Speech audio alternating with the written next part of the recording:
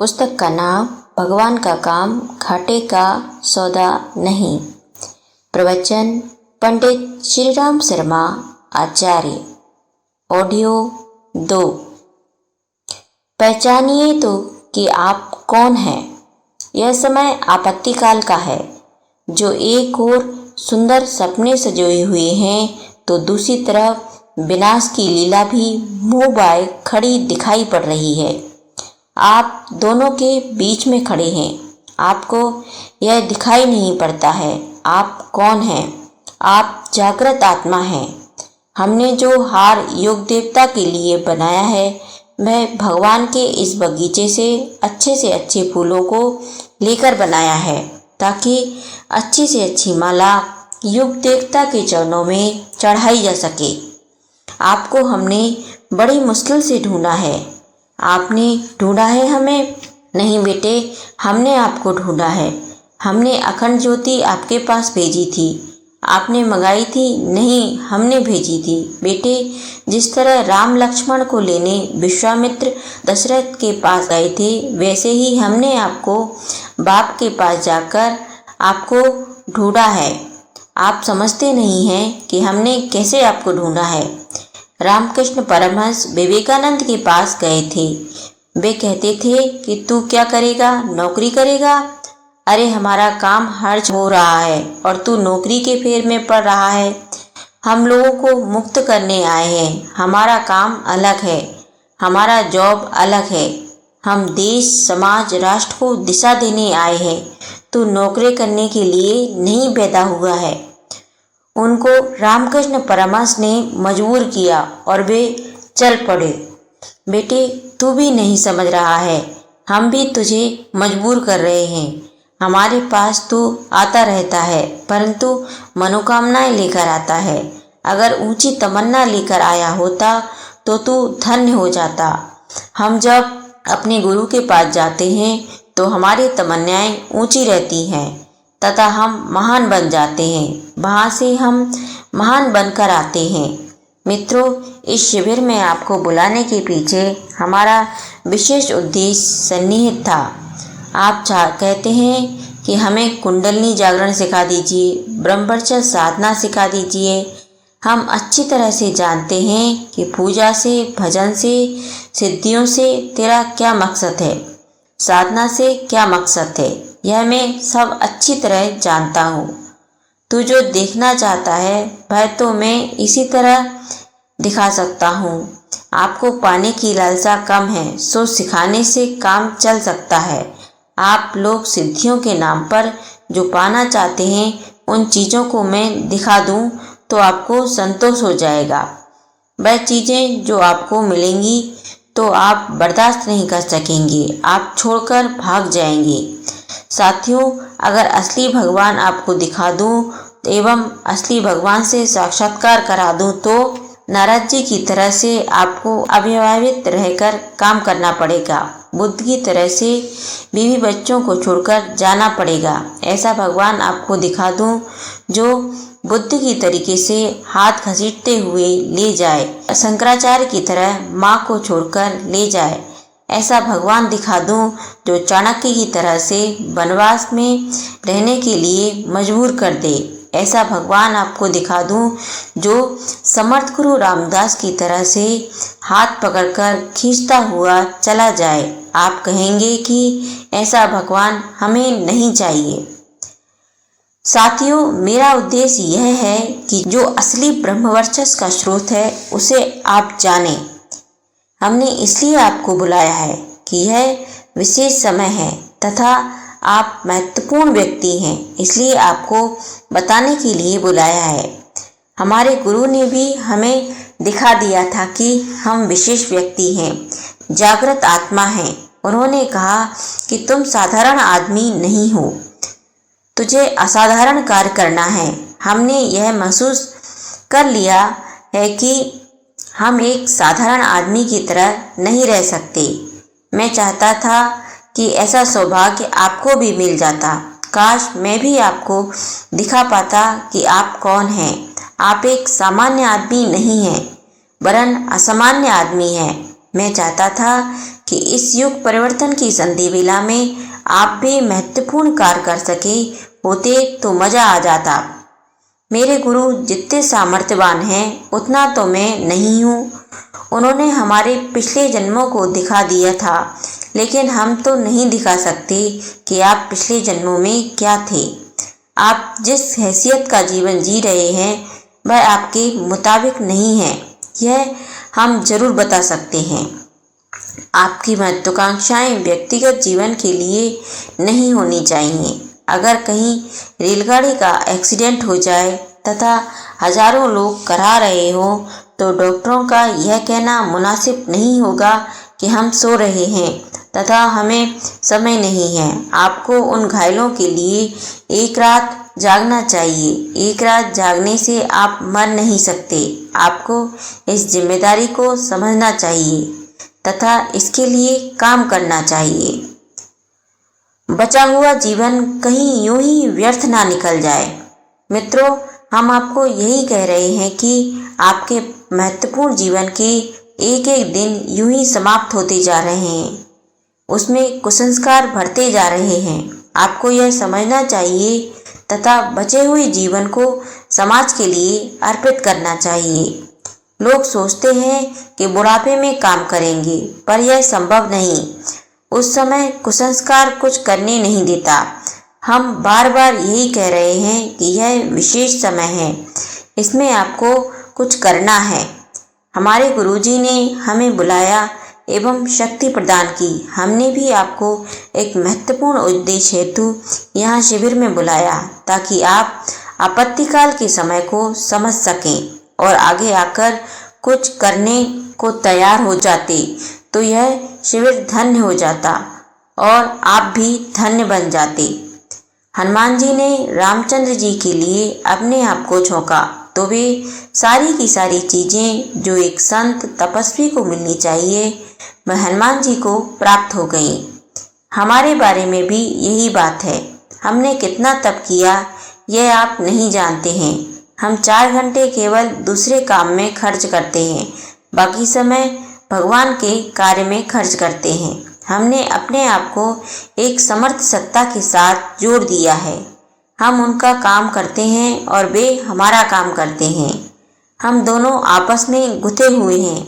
मैं चाहता था कि हमारा और आपका संबंध भी हमारे गुरु की तरह होना चाहिए। मैं यह चाहता था कि इस शिविर के अंत तक आप और हम जरा नज़दीक आ जाते तथा आपस में घुल मिल जाते तो मज़ा आ जाता। मित्रों, हमारा एवं हमारे गुरु का मिलना बड़ा ही महत्वपूर्ण रहा। हमारे गुरु की आकांक्षा, कामना जो भी हमारे प्रति रही होगी, हमने उसे पूरा करने का पूरा प्रयास किया है। जब हम उन दोनों दिनों की अर्थात गुरु से जुड़ने से पूर्व और बाद के दिनों की समीक्षा करते हैं और देखते हैं तो पाते हैं कि गुरु के आदेश पर जो जीवन हमने जीने का प्रयास किया है वह ज़्यादा फायदेमंद रहा है, लाभ का रहा है। अंधे लंगड़े की जोड़ी का अपना महत्व है। अंधे ने चलकर और लंगड़े ने देखकर सारा का सारा काम पूरा किया है। अंधे ने रास्ता तय किया तथा लंगड़े ने रास्ता दिखाया। मित्रों, आप और हम मिलकर अगर इस प्रकार कर पाते तो कितना अच्छा होता।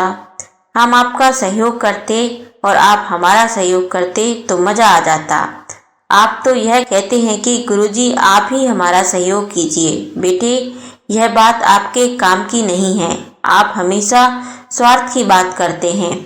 हम आपको आशीर्वाद दें परंतु आप कुछ भी ना दें तो फिर आपका काम नहीं चलेगा। किसी का रक्त किसी दूसरे के शरीर में लगा दिया जाए तो वह उस शरीर में केवल 3 दिन तक ही काम देता है। 3 दिन में गृहता के शरीर का सिस्टम काम करने लगता है और वह व्यक्ति अपना काम कर लेता है।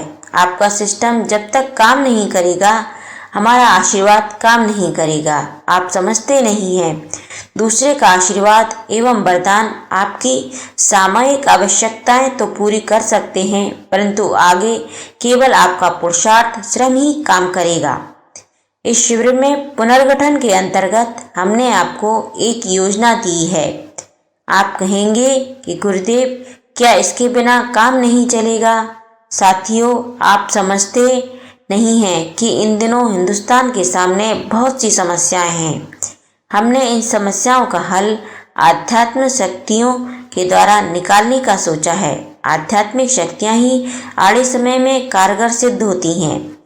यही शक्तियां मनुष्य को बदलने जा रही हैं, युग को बदलने जा रही हैं। हम स्पष्ट रूप से देख रहे हैं कि युगदृष्टा अपनी कलाकृति को, अपनी इस सुंदर दुनिया को नष्ट नहीं होने देगा। ऐसा समय इस सृष्टि पर 20 बार आ चुका है जब भगवान यानी सृष्टा तथा जीवंत आत्माओं ने सहयोग करके इस कार्य को पूरा किया है। आज भी वैसी ही स्थिति है जिसमें आप जैसे मूर्धन्य आत्माओं को इस प्रकार का काम करना है। यह घाटे का सौदा नहीं है। सृष्टा अपने द्वारा हमेशा सृजन करता है और कहा गया है, यदा यदा हि धर्मस्य ग्लानिर्भवति भारत अभ्युत्थानं धर्मस्य तदात्मानं सृजाम्यहम्। ऐसी परिस्थितियों में उस समय सृष्टा तो अपना काम करता ही है, परंतु वैसी संकटकालीन स्थिति में उसके सहयोगियों को भी काम करना पड़ता है। बड़े बड़े जो काम होते हैं, युग परिवर्तन जो होता है, महाक्रांतियाँ जो होती हैं, वह भगवान की इच्छा तथा शक्ति से होती हैं। हमें तथा आपको तो केवल निमित्त मात्र बनना है। अगर आप श्रेय लेने की स्थिति में हो, इस जमाने का महत्वपूर्ण कार्य करने की स्थिति में हो, तो हमारा एक ही निवेदन है कि आप हमारे साथ साथ चलिए, हमारे साथ आएं। आपको घाटा नहीं पड़ेगा, चिंता मत कीजिए, यह घाटे का कोई सौदा नहीं है। मित्रों, कृपणता के अलावा कोई घाटे की बात नहीं होगी। यदि इस क्षुद्रता को आप लोग छोड़ दें तो फायदा ही फायदा है। मैं आपके भविष्य की गारंटी ले सकता हूँ, लेकिन आपकी क्षुद्रता एवं कृपणता की गारंटी नहीं ले सकता। इसे छोड़ने की एवज में जो महानता तथा दूसरी चीजें मिलेंगी, वह बड़े ही फायदे की होंगी। इस शिविर में हमने आपको इसलिए बुलाया था और बार बार पूछा था कि क्या ऐसा करना संभव है। मैं जानता हूँ कि आपके पास अक्ल बहुत ज़्यादा है, परंतु क्या आप हिम्मत कर सकते हैं? हम तो चाहते हैं कि आपकी अक्ल कम हो जाए, आपकी महत्वाकांक्षाएं कम हो जाएं तथा आपकी भावना एवं अंतरात्मा विकसित हो तो काम बन जाएगा। इसलिए आपको बुलाया था और आज विदा कर रहे हैं।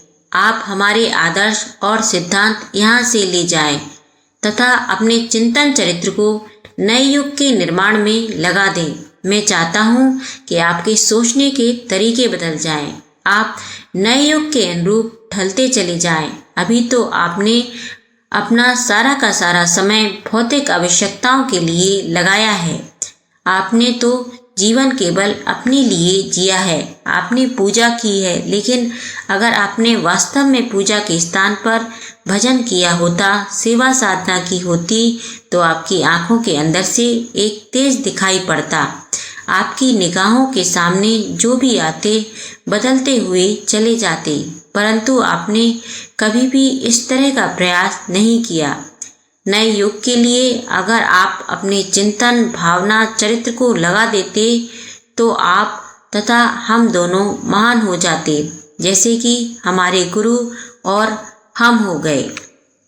मित्रों, हम आपसे यह निवेदन कर रहे थे कि आपकी पूजा यहाँ से जाने के बाद ऐसी चमके कि आपकी महत्वाकांक्षाओं की पूर्ति करने की, मांगने की बात समाप्त हो जाए और आप निरंतर भगवान के लिए गलने की बात सोचने लगे।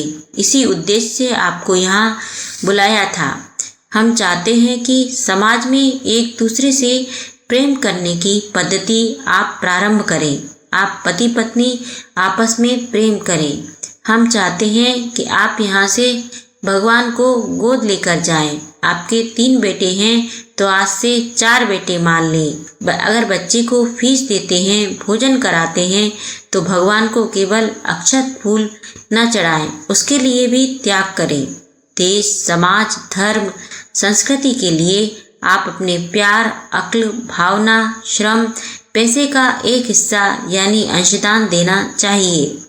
हमने आपको अपने कुटुंब में सम्मिलित होते समय अंशदान और समयदान की बातें बतलाई थी। हम चाहते हैं कि आपको फूल अगरबत्ती चढ़ाने की अपेक्षा आदर्शों के लिए, सिद्धांतों के लिए अंशदान देना चाहिए। साथियों, आप यहाँ से जाएं तो एक नमूना बनकर जाएं ताकि समाज में आपका प्रभाव पड़े। आप जब लोगों को सिखाने जाएंगे तो लोग यह पूछेंगे कि आप तो हमें प्यार, त्याग, श्रम, सेवा की बात बतला रहे हैं, पर क्या आपने इनमें से कुछ ग्रहण किया है, अपने आप में धारण किया है? इसका जवाब दे देंगे तो आपकी बात लाखों करोड़ों आदमी मानेंगे। हमने जो लोगों को सिखाया है, बताया है, पहले उसे हमने अपने जीवन में धारण किया है। इसी का प्रभाव है कि लोग हमारी बातें मानते हैं। आप शिकायत करते हैं कि गुरुजी शाखा वाला ठंडा पड़ गया है, बेटे तू अपने आप को गर्म कर ले, सब तेरी बातों को मानेंगे तथा तेरे रास्ते पर चलेंगे। हम आपको युग सृजिता, प्रज्ञापुत्र के रूप में, जागृत आत्मा, महामानव के रूप में देखना चाहते हैं। आप यहाँ से जाने के बाद अपनी वाणी के अंदर ब्रह्म तेज पैदा करें। आप सभ्य आदमी की तरह से जीवन यापन करें। आप वकील हैं तो आपको काले कपड़े पहनकर कार्य तो करना चाहिए, पर हृदय के अंतरंग की मिठास को भी विकसित करना चाहिए। आपको अपनी वाणी का, व्यवहार का, सभ्यता का विकास करना चाहिए। आप यहाँ से जाएं तो कुछ लेकर जाएं। आप यहाँ आते हैं तो कुछ लेकर जाएं, बनकर जाएं। हमारे पास जो लोग आते हैं और आपके बारे में पूछते हैं तो उनको हम क्या जवाब देंगे? आपके अंदर संयमशीलता, विनम्रता, सहिष्णुता आनी ही चाहिए। जीवन में हेरफेर होना ही चाहिए। आपको जो कुछ भी मिला है उसे केवल शरीर के लिए ना खर्च करके भगवान के लिए भी खर्च करना चाहिए। आप माँ बाप से 4 आना कब तक मांगते रहेंगे? भगवान से मांगने की अपेक्षा भगवान को देने के लिए आगे आना चाहिए। गुरुजी से मांगने की अपेक्षा गुरुजी को देने के लिए आगे आना चाहिए। आपके कुर्ते के ऊपर तथा अंतःकरण में ज्ञान यज्ञ की लाल मशाल जलनी चाहिए ताकि भीतर का अंधकार दूर हो सके। हमारे स्वार्थ में से कुछ परमार्थ के लिए उपयोग होना चाहिए। आप थोड़ा सा हिस्सा लोकहित के लिए, जन कल्याण के लिए, आदर्शों के लिए निकालिए। मित्रों, हमने इसलिए यह शिविर बुलाया था। यह विशेष समय है, विशेष काल है। यह बतलाने के लिए आपको बुलाया था। पेट भरने और औलाद पैदा करने की समस्या तो जब से दुनिया बनी है तब से रही है और रहेगी। यदि आप भी इसी में लगे रहेंगे तो यह जीवन बेकार हो जाएगा। उठिए, जागिए और श्रेष्ठ कामों के लिए तनकर खड़े हो जाइए। इसी अध्यात्म को बतलाने के लिए हमने आपको बुलाया था। अगर आप समझ सकें तो हमारा यह श्रम सार्थक हो जाएगा और आप भी धन्य हो जाएंगे। आज की बात समाप्त। ओम शांति।